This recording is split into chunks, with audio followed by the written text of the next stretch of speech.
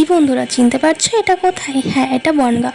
তো আমি গেছিলাম চাকদাতে, তো ভাবলাম তোমাদের সঙ্গে একটু শেয়ার করি আমাদের বনগাঁটা। তো তার জন্যই ভিডিওটা করছিলাম। যাওয়ার সময় তো ভিডিও করতে পারিনি, একটু তাড়াহুড়োর মধ্যে ছিলাম। তো আসার সময় ভাবলাম যে তোমাদের সঙ্গে একটু শেয়ার করি। তো আমি দেখো বাসের মধ্যে বসে ভিডিও করছিলাম। দেখো পুজোর প্যান্ডেল হচ্ছে, তো সেটাই ভিডিও করছিলাম। তো ভিডিওটা তোমরা পুরোটাই দেখো, আশা করি ভালো লাগবে।